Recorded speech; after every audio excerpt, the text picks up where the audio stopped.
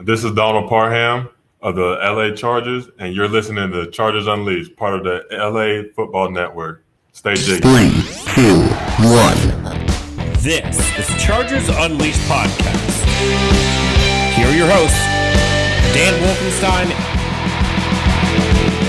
and Jake Hefner.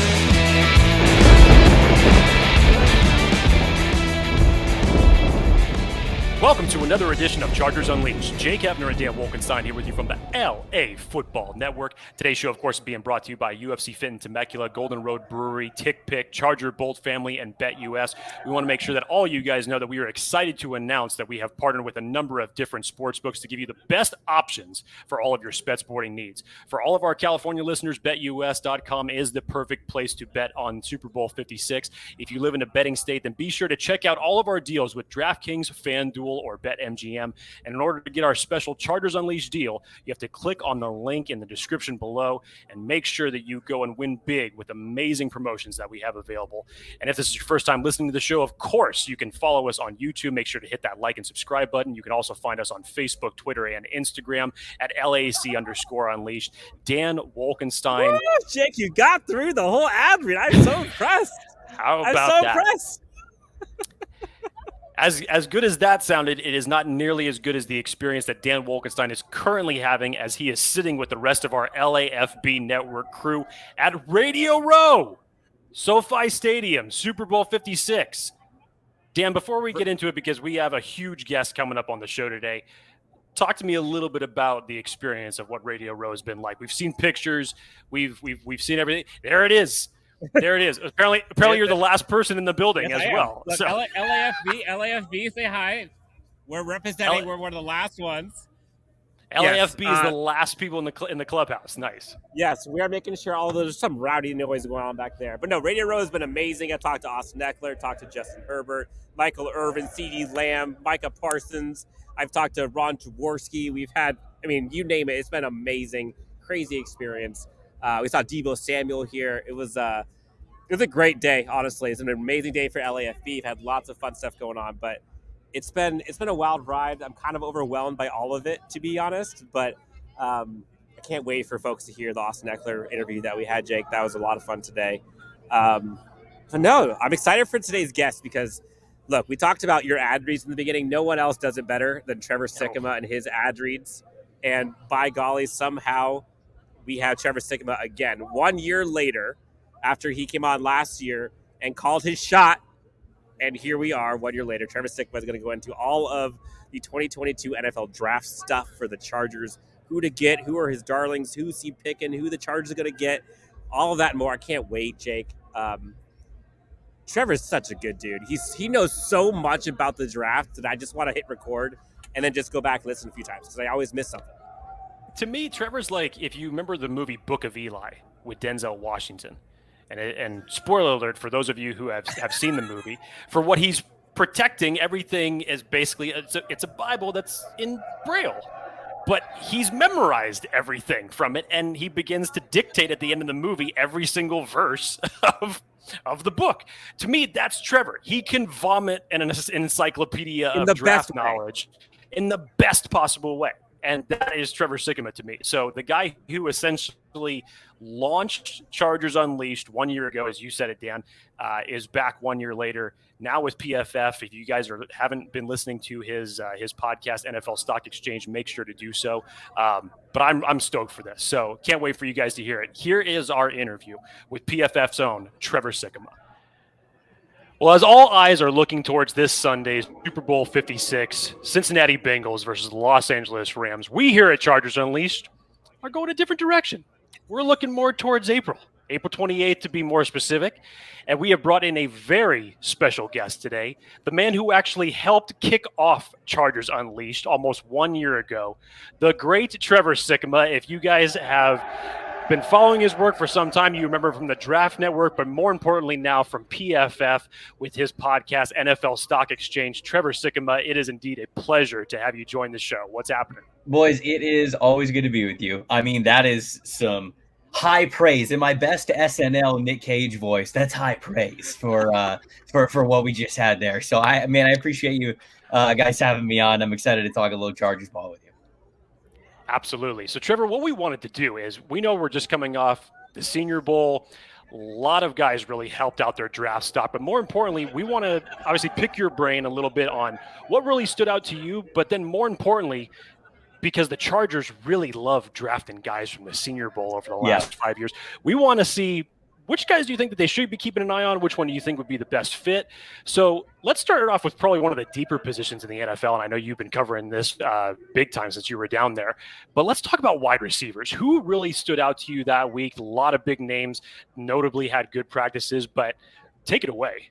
Yeah, Christian Watson, 100%. He's the first guy that stands out to me. This is a North Dakota State University wide receiver. And anytime you get a guy who doesn't come from a Power 5 school, you wonder how they're going to do up against different competition, right? I think that that's such a underrated part of Senior Bowl coverage, is not just getting to see these guys in new environments, not just getting to see them get to work with NFL coaching staffs, but also get to go up against different types of competition. And so when you come from lower levels, NDSU, that's the FCS level. And for as much success as they obviously have as a program, multinational championship kind of program, you want to see how they do against SEC players, against Big Ten players, against, Pac-12 players, like these more established, I'll say, conferences at a higher D1 level that are often churning guys out to the pro level. And let me tell you, Christian Watson just cooked everybody. I mean, that final day of practice, I often want to see guys get better throughout the week, right? That's what you'd love to see. Okay, first day, okay, a little bit of jitters, you're still gaining your confidence.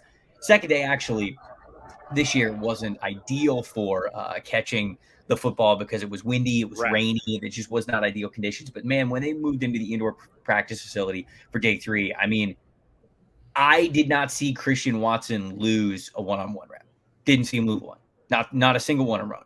None. Whether it was tall corners, short corners, guys in a line in the slot, him to the outside. There's a lot of red zone work that day, and he just thrives so well, man. He's 6'4", and I think within this wide receiver class, you've got a lot of wide receivers who don't really have that kind of, I hate using the word prototypical because it's so stupid, but like the bigger stuff, when you succeed and you are bigger, it lends itself better to you. Big people beat up little people. That's still the motto of the NFL, and that's just always what it's going to be. So Christian Watkins, whereas he's not, the beefiest, strongest, it's not like he's a DK Metcalf looking guy, but he's got the frame. He's got that long build to him, and he was still able to beat guys with quickness off the line of scrimmage, get off a press, things like that. So he really, really impressed me. I think that he's got to be the biggest standout. I'm trying to think of the other guys that were obviously there, and I'm running through some highlights in my head, but just every single day, I felt like it was just Christian Watson putting on an absolute show.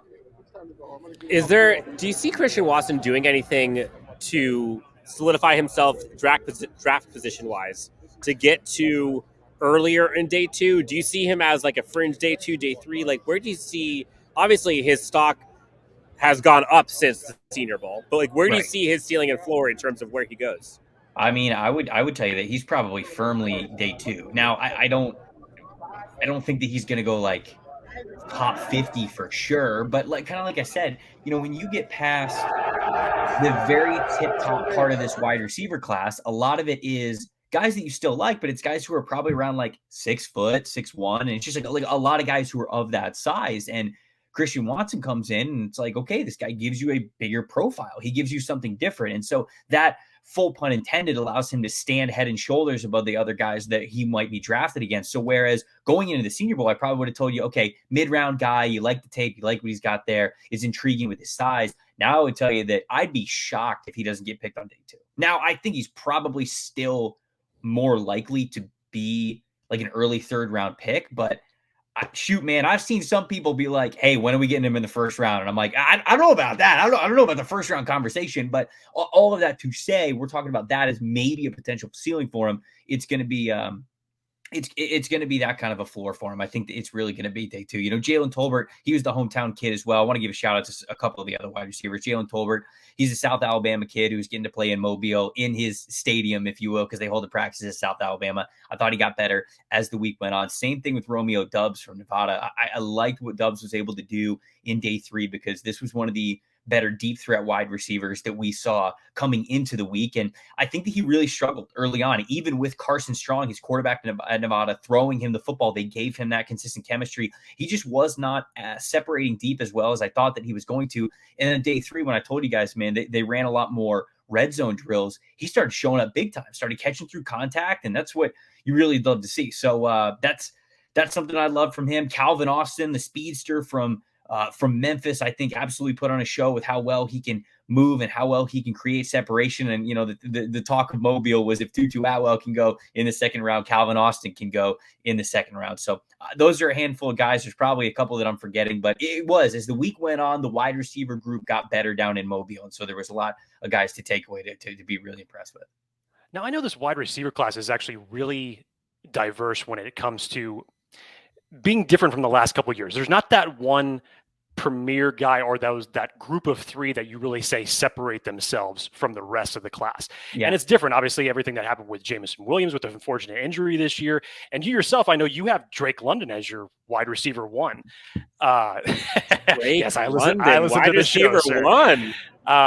But it seems like everybody's kind of all over the place with their wide receiver ones. What's really the biggest difference in this year's class as opposed to others? Is it just a diverse skill set that each guy brings to the table that separates them? Or more specifically, as far as Drake London goes, separates him from the rest of the class?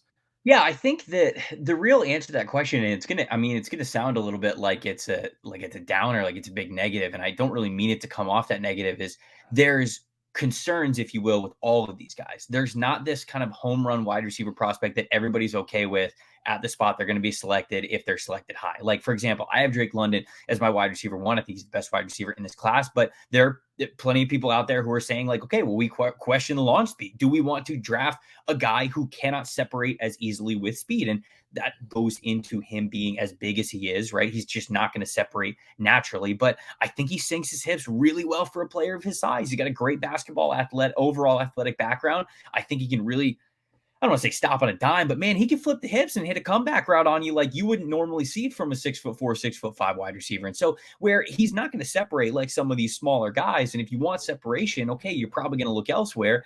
That's an area that's taken away from his game. I have George Pickens as my wide receiver 2 right now. And the thing with George Pickens is didn't really get to play this past year because he had the ACL injury and he kind of came on really late, but didn't get a ton of reps after that ACL. So who knows what's going to happen with him there. Treylon Burks, you love how big, how athletic, how strong he is. You like that he's played in the slot. You like that he's played on the outside, but he's a little stiff, right? And so you worry, you're like, okay, well, is this guy just a linear athlete? Is he going to be able to give you stuff over the middle in the quick hit areas? And so like all of that kind of comes in the equation. Then, I mean, you can look at Garrett Wilson from Ohio State, and I'm just kind of going down the list now. Garrett Wilson, all right, we love the short area quickness. We like what he's able to do with separation. We like that he can play from the inside and out, but he's 6 feet tall, 185, 190 pounds, and that's just a smaller wide receiver. So are you going to draft Garrett Wilson that size in the top 10? So I just feel like it's not that this wide receiver class is bad. It's truly not. I think that we're going to get a lot of really solid pros from this class, but the reason why you see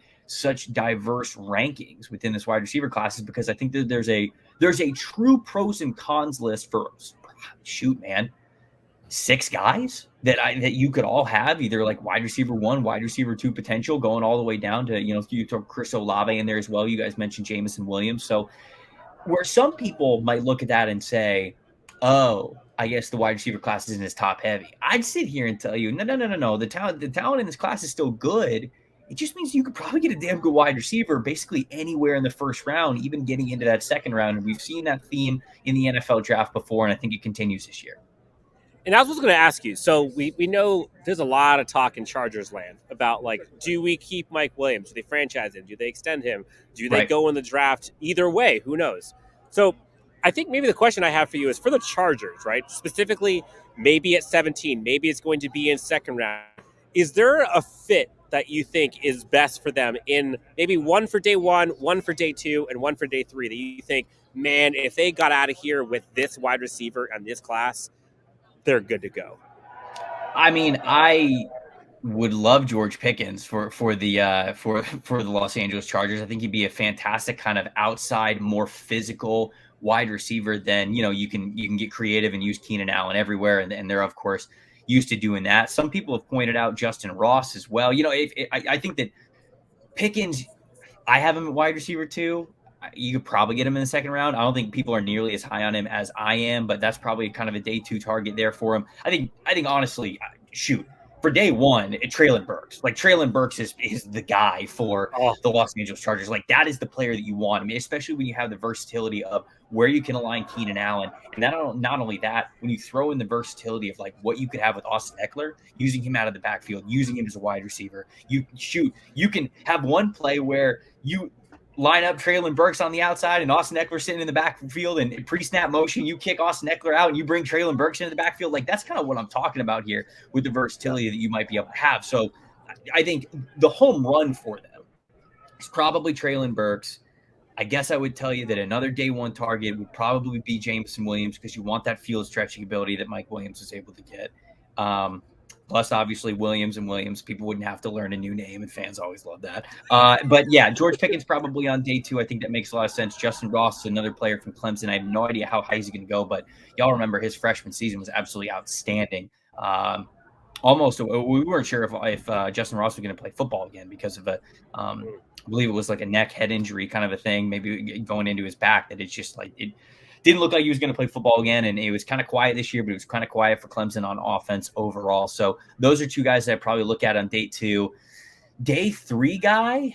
I mean, so I just talked about this guy as a Senior Bowl guy. Potentially Romeo Doubs might make a lot of sense because he is known as more of a deep threat. That is kind of his bread and butter. But he showed a little bit more at the Senior Bowl, which might be intriguing enough for the Chargers. So those would probably be the first guys from this class that I kind of think of off the top of my head that might be able to fit a Mike Williams replacement, if you will.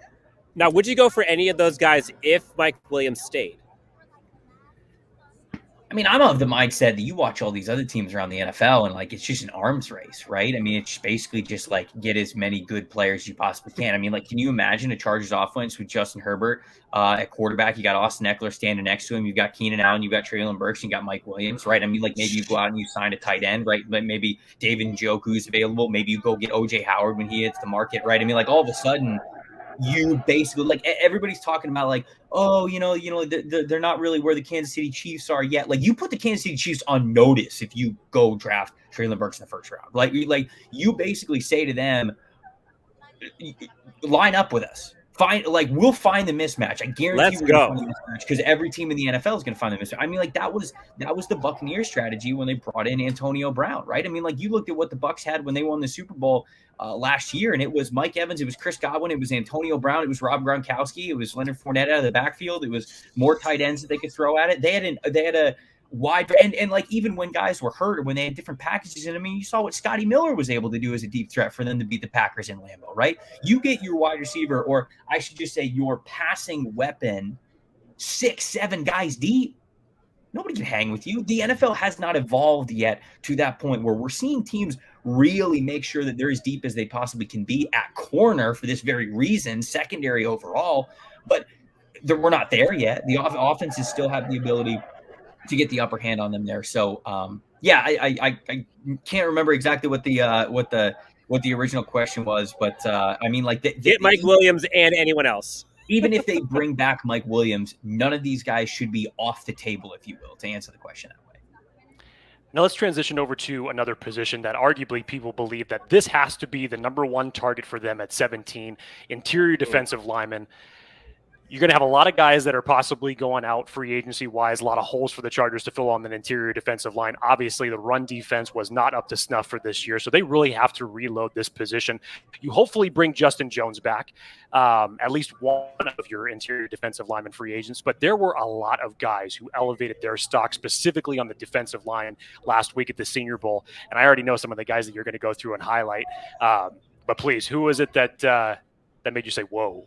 Yeah, so it's a little bit different because for the Chargers, it depends kind of how much they want to live in a lighter box world, right? And I know that you guys know a lot about that with having fewer guys in the box, inviting teams to run the ball, if you will. And I think that I know what Brandon Staley was going for, but they didn't have the horses to win that race, if you will. And I think that so like when I look at a defensive tackle, I'm probably going to come away with Devontae Wyatt from Georgia as my defensive tackle one, because of everything that he could do both in the run game and in the pass game, though. It's definitely a force in both of those things. But like Jordan Davis for the Chargers, I know that you guys have seen that in mocks plenty of times, but like that dude can change the math for you in what he is able to do just from a sheer size perspective. So if they really just want to say, we need to get better at run defense, them selecting Jordan Davis, whether it's where they are at 17, whether it's trading down, whether they can just try to make this happen as much as they possibly can, because I'm not sure exactly where Jordan Davis's stock is right now. Some people are like,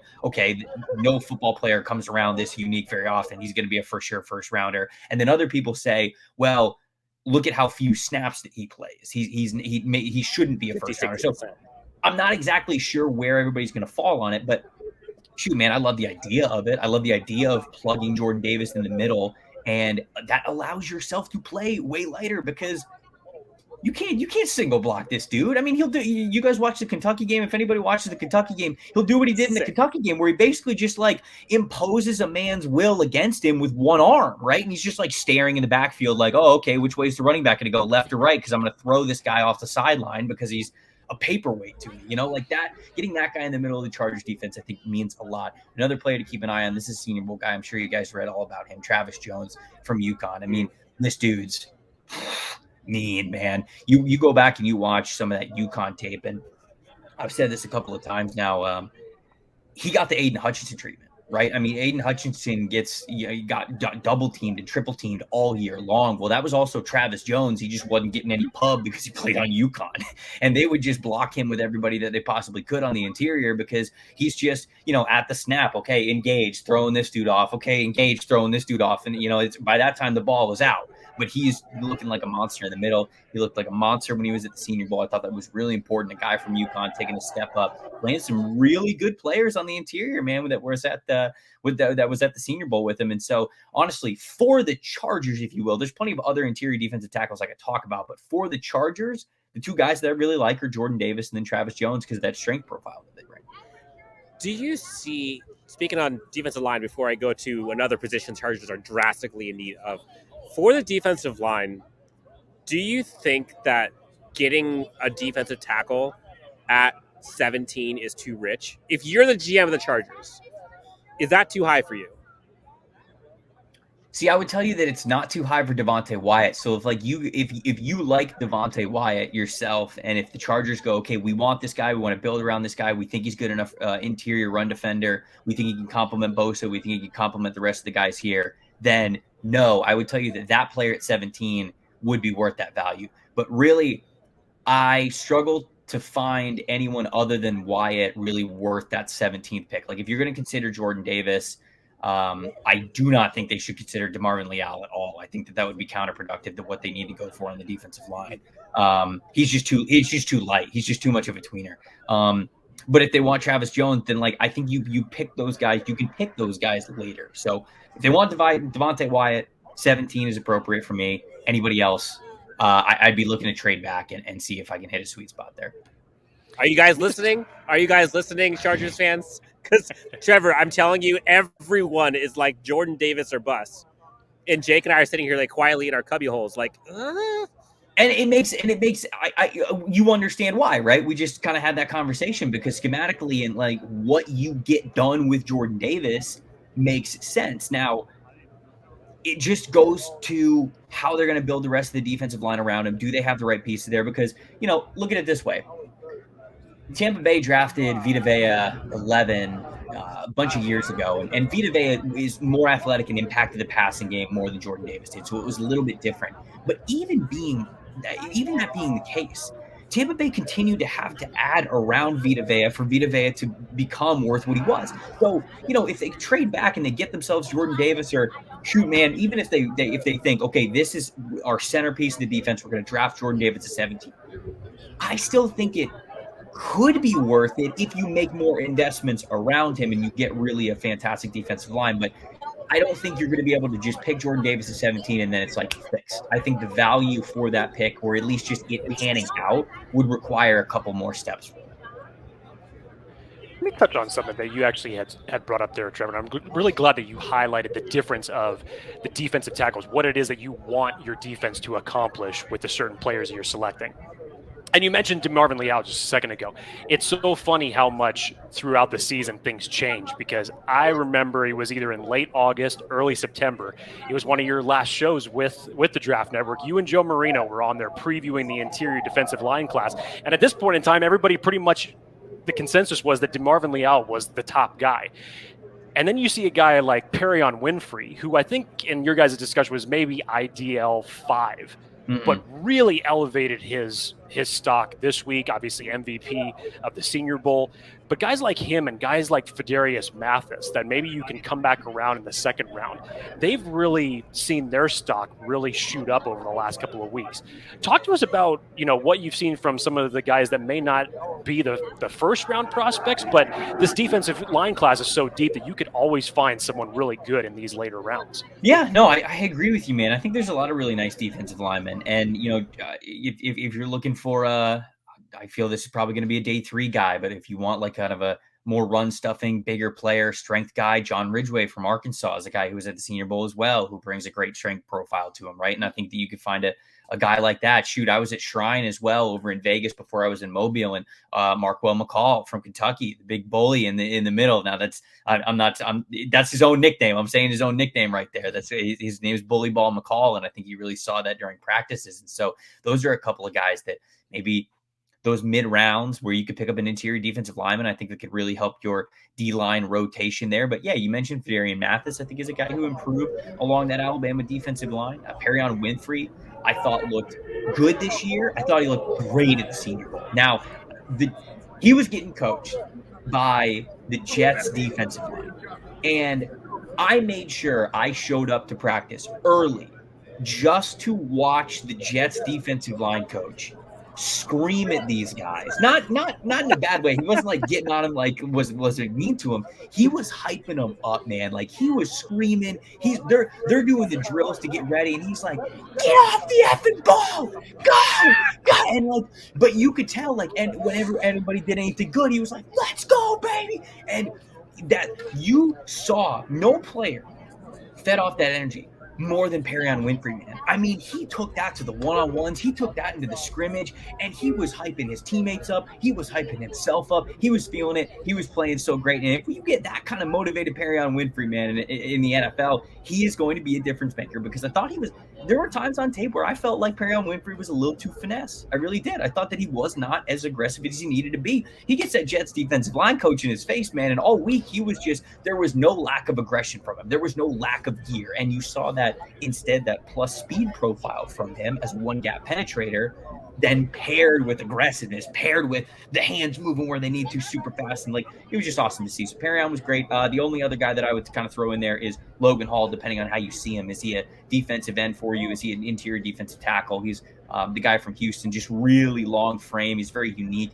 Could be a 3-4 defensive end, I think. Could be a 4-3 defensive end, depending on how light you want to have him. Or I think he can pack on a couple extra pounds, man. He's got a big lower half as well, and you can maybe kick him inside, let him do some unique spacing things as well. And when you're the Chargers, if you're trying to manipulate the math, if you will, getting a guy with a lot of length like Logan Hall might have, you can pack some extra pounds on and get his strength. That also might be a decent target for them. Probably on day 2. That's probably where he's going.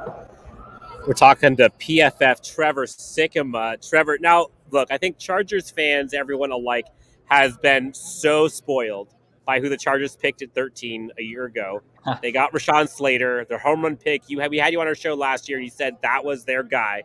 If they could get him and Asante Samuel. My own warrior. I called it. You did. You called him and Asante Samuel. If you can get both those guys. And sure enough, here we are. Size be damned. Chargers fans saw what happened last game of the season against the Raiders. Max Crosby literally wrecked the game for us. Chargers need some offensive line help. They got the left tackle side fixed, possibly right tackle, maybe interior offensive line. What can you see the Chargers doing?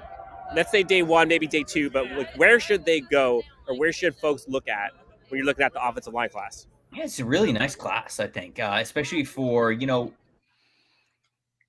if you're going to upgrade the trenches, you better do it in the first 2 rounds. Like, I'm just going to tell you that every time. Like, don't sit here and you can hit on guys. Like, guys can help you out. Certainly, you can find a mid-round trench player on the defensive line or offensive line that might end up being a steal for you. Like, we have seen that before. I'm not saying it can't happen, but if you have a trench need, you better do it in the first 2 rounds, because you better put the necessary value and emphasis that it takes to upgrade the premier positions in football along the trenches. And so, when you look at offensive line additions, one guy that I like for one guy that I do like for the Chargers is Ike Ekwonu from NC State. I don't think he's going to be there when they pick at number 17, but I'd really love that, because Slater could play on the left side, Ike Ekwonu could play on the right. He's got experience playing at right tackle.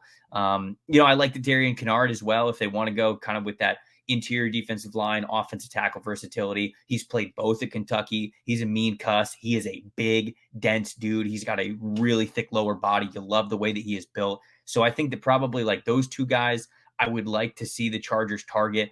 I don't think they'll have a chance to pick Ekwonu. If they want him, they're probably going to have to move up for it. Offensive line, there's a lot of guys to like, but unfortunately, it's not a super deep and talented class at a lot of other areas.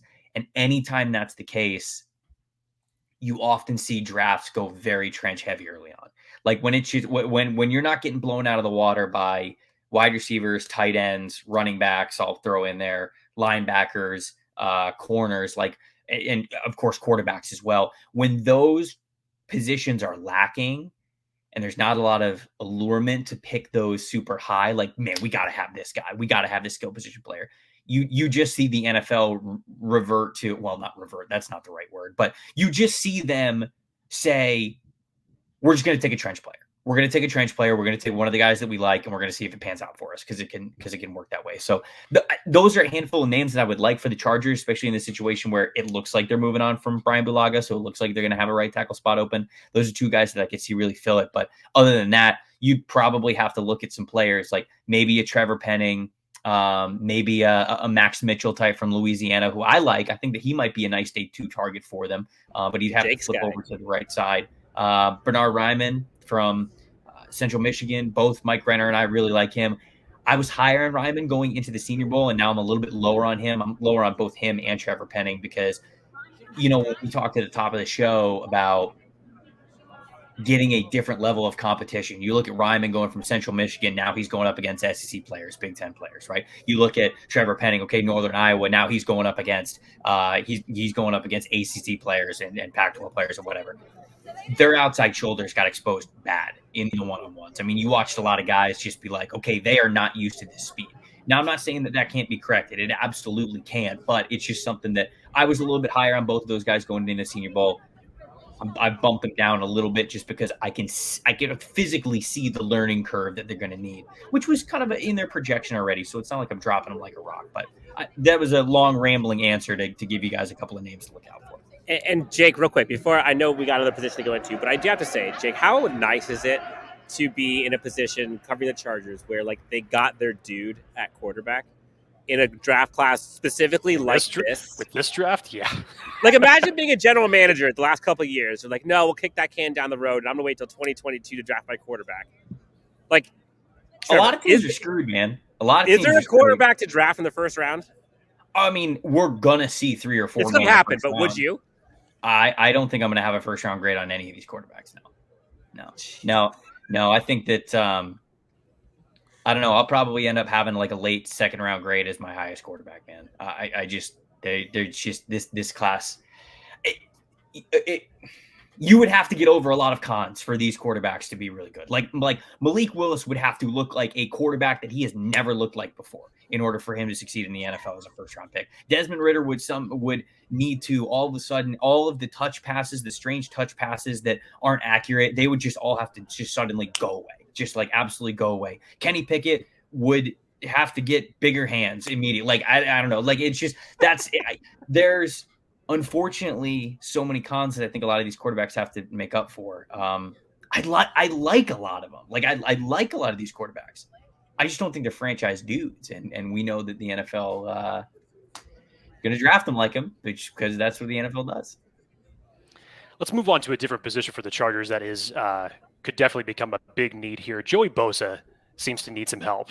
It is unknown at this point in time whether or not Uchenna Nwosu is going to return. You have Kyler Fackrell, who's also a free agent. So you really need to reload players at your edge rush to get a better pass rush on the quarterback. And this year, obviously, the draft is definitely highlighted with a lot of big name edge rushers. Aiden Hutchinson, Kayvon Thibodeau, George Karlaftis. Obviously, these guys are going to be gone way before the Chargers ends up picking at 17. But let's talk about arguably the star of Senior Bowl week and Jermaine Johnson from Florida State. Wow. Didn't even have to practice the third day, right, Trevor? Didn't practice and no Didn't reason need to.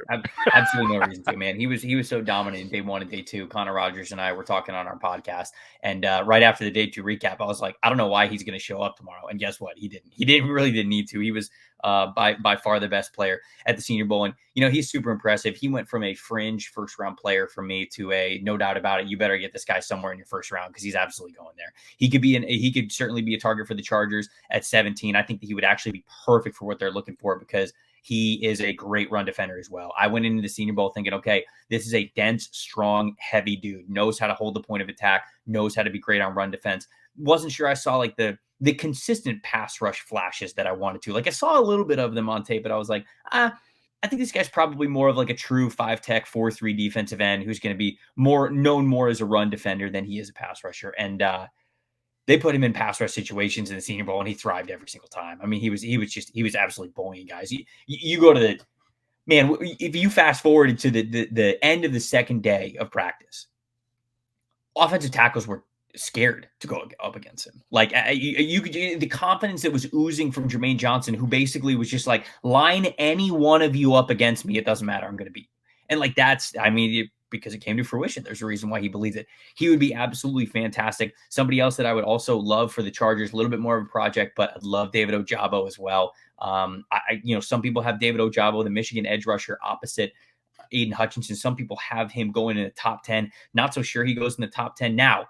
The issue with Ojabo is he's not nearly as good at run defending as he is as a pass rusher right now. And so that would be a bit of a risk for the Chargers, but it could hit off huge. I mean, if Ojabo becomes the player that a lot of people think that he's going to become, you got Ojabo on one side, Joey Bosa on the other, like you're in trouble, man. Like you're really in trouble, especially if you continue to build the interior defensive line over the next couple of rounds in this draft or in free agency or whatever it is. So those are two guys that I really like. Another player, maybe a little bit later in the draft from the edge position, Arnold Ebiketie from Penn State. Some people consider him a first rounder. I don't think he's going to go in the first round. So I guess we'll have to see on that. I think he's more of a day 2 option, but he was somebody that I like there. I think Boye Mafe from Minnesota as well could be an option for them. Another guy who had a really great Senior Bowl. And then I'm going to give a shout out to a guy who I was super impressed with at the Shrine Bowl, and that is Ali Fayed. Pass rusher from Western Michigan, man. He was somebody who absolutely stood out. I feel like Kyle Phillips, the wide receiver from UCLA, was the biggest standout on offense, and I think Ali Fayed was by far the biggest standout player on defense. I got to sit down and talk with him and his mentality of how he became a double-digit sack player for the first time in his senior season and what went into that, and just his goals and his mindset for everything. He's a super driven dude. He's got a great head on his shoulders. He's very motivated. He understands what it takes to be great, if you will. And I just shoot, man. He was out here hitting spin moves. He was hitting counters. There was one rep that he had. I think it was the third day of practice of the Shrine Bowl where he even put a ghost move on somebody, right? Like he hesitated the hand, and then the second the long arms came out for the offensive tackle, he pulled the hand back, and he like Von Miller just straight under the hands, like in one fluid motion. And I'm like, my guy, like you're doing that in practice on day 3? What do you like? You gotta calm down, man. And be nice. I'm super disappointed that he actually did not get a combine invite, but he is somebody who seems to be more of a mid-round pick from the NFL right now, who I think could be a really nice pro for them. So if they don't take a big splash at edge rusher, maybe they hit it in the mid-rounds, maybe they get a guy like Fayed. Now, when we're closing out with Trevor Sikkema, I do have to say, I think if you were to ask most people who cover the Chargers, they would say like they gotta fix the defense.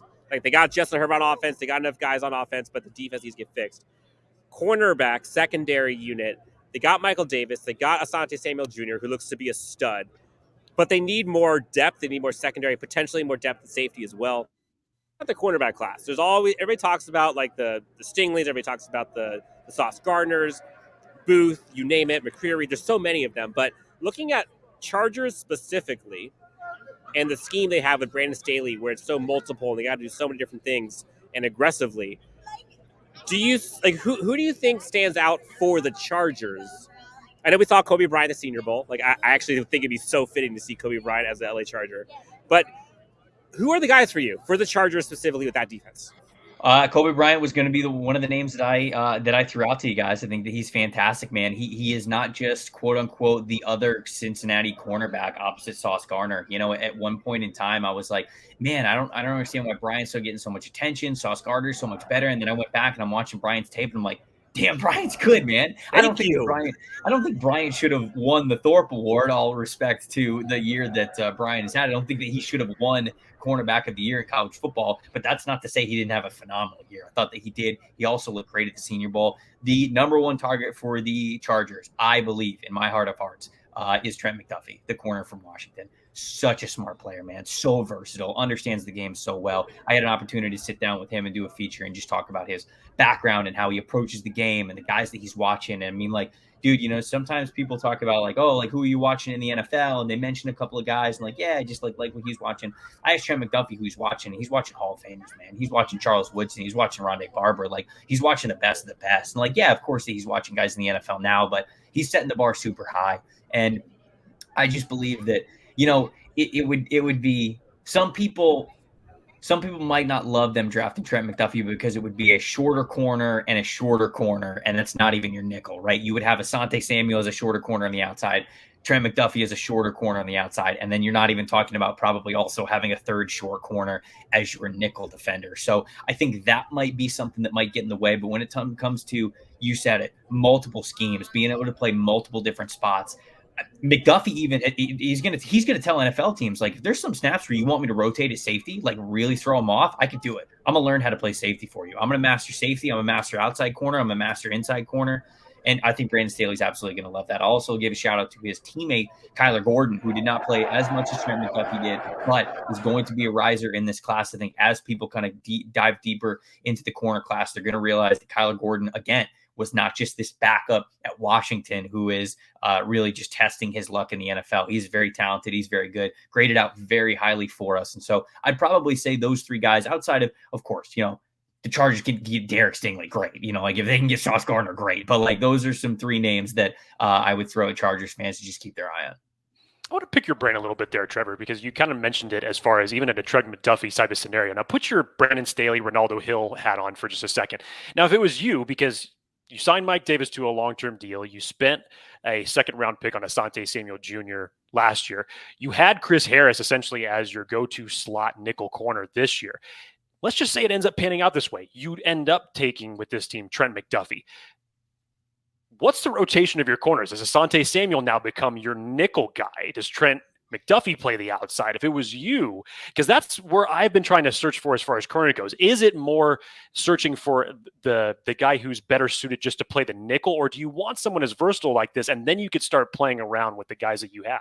Yeah, I think you want versatility above everything else, especially when you don't have like set guys on the outside. I think that Asante's pretty set on the outside. Like that's just what he's always played. And so you look at his size and you go, oh, okay, like he can moonlight at nickel for you. And like he just hasn't done that. Like he didn't do that at Florida State. Like that's just not his bread and butter. He's just a shorter outside corner, I feel.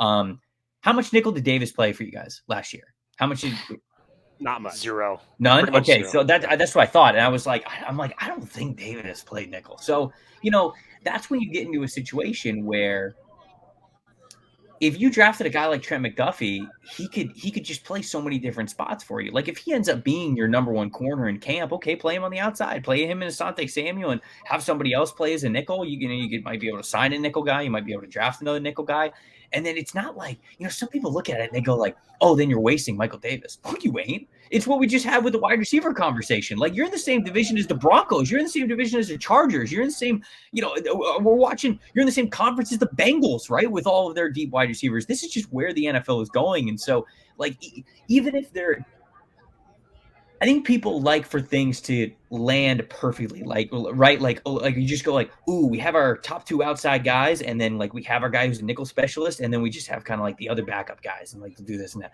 And it doesn't always work out that pretty, and that's fine. Like you just need good corners. You have to draft good secondary players. And I also love the fact that McDuffie can also play safety, and he's willing to do that.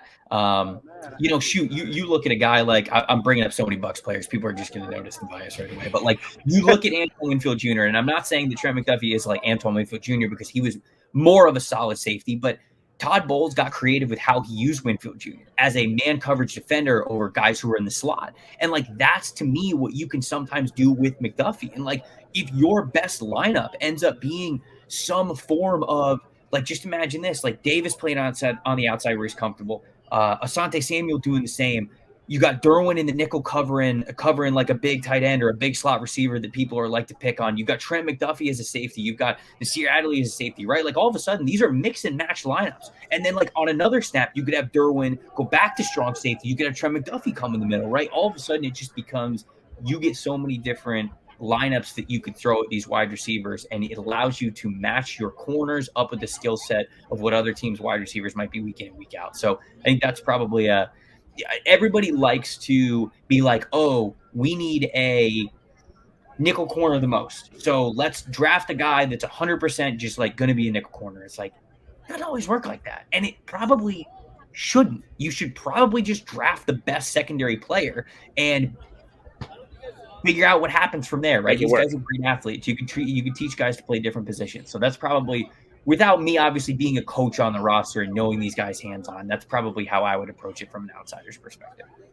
And I guess that kind of brings me to probably my favorite part of these kinds of shows, where I like to give people, Jake likes to give people the opportunity to look very, very smart, which, like, comparatively speaking, I think it's very easy to look smart compared to Jake and I because we kind of bring it down a little bit. That's for you, Trevor, this is your time. You did it last year. So two parts to the last question for me. Okay. Who would say, we talked about a bunch of guys, who would you say Chargers, I'm calling it at 17, or maybe they trade up, trade down, whatever it is. Shoot your shot, Chargers round 1 and 2, and then allow yourself to show off a bit. Who is your darling in this draft that is not getting nearly enough attention that you're like, man, wait till they get on an NFL field. They're going to make me look so good. All right. There's a lot of pressure here because I got it right last year. And there's also no pressure at all because if I completely whiff, I'm still 50%. So I'm pretty happy with that. But I will say that I think Jameson Williams is the pick for them in the first round. Because as much as I would love to go defensive line, I'm not sure they pick Jordan Davis there just because I don't know what people think of Jordan Davis right now. And as much as I would love, I honestly feel like if they had a right tackle that they loved, that it would be at 17, they'd pull the trigger. I just don't know who's still going to be there. Who's going to be? So I will say Jameson Williams is the pick at 17. And I will say, I think it's going to be an edge rusher at that point. I think it's going to be an edge rusher. Maybe Trayvon Walker. I'll say Trayvon Walker, and that's a name that I did not bring up yet. That's another Georgia defender who hits like a ton of bricks, dude. I don't know if he's going to go in the first round. I know Dane Brugler of The Athletic has him going in the first round. I don't think he brings enough of a pass rush profile to be there, but I'll say Trayvon Walker in the second round. I'll say Jameson Williams first round, Trayvon Walker in the second round, and then a player who I think isn't getting enough love. I could go super deep with this. You know what? We're early. This is the time to do it. So since this is a post Senior Bowl show, I'm going to shout out two guys and cheat here. Two corners that I was really intrigued with that I really liked. Joshua Williams from Fayetteville State. Yes. I have not watched much of him at all, but I could tell you that this guy had confidence. He was fearless. He held his own against so many different kinds of wide receivers, and it wasn't the best wide receiver class in Mobile this past year, but he played really, really well. And then the other guy from the Senior Bowl as well is Tariq Woolen from UTSA. This dude is uniquely built, very long, tall corner, understands things at a I will say basic level right now, but there's just so much room for growth. I was standing on the sidelines watching a couple reps with him, and the way he moves for how long he is so impressive. And I watched so many reps where he was that close to making a play on the ball, like that close. And the cornerback coach after the play would come up to him, he'd be like, "You were right there. Like you were right there. It's just about the timing of turning your head, getting your hand up a little bit sooner, and not you're either getting a pass break up or you're coming away with an interception." So those are two dudes. Maybe some guys for the Chargers to look out for because I got a short corner on the outside right now. Those are two players that I like. It could be sleepers. Maybe they're in Los Angeles next season. Jake, if we get Trevor going 2 for 2, I think we just have to get Trevor in there in the draft room. He's got a secret line 1. There's something going on here. If we could pull him away from Tampa Bay just for the first round maybe, and just get him in the war room, that would be nice. The encyclopedia. My DMs are open. Tell him my DMs are open. So I mean, if you want, look, consulting make a note of that. fees. I might waive the consulting fees to just be in the war room with the Chargers. The encyclopedia of draft knowledge, the one and only Trevor Sikkema. You can, of course, follow him on Twitter at Tampa Bay Trey. If you have not been listening to his new show, NFL Stock Exchange on PFF, my answer to you is exactly, what are you doing? How are you properly spending your time during the off season? If you're not doing it now, you better get started right away. Trevor, thank you so much. It's been a pleasure as always. Thank you so much for coming back and joining the show. We would love to have you on at any point, especially as we get closer to the NFL draft. Thank you so much, man. We really appreciate it. I always love popping on. I really appreciate you guys having me on. This is a lot of fun for me as well. Hopefully it was fun for your listeners too. So I mean it anytime. Thanks guys. Appreciate it. Thank you.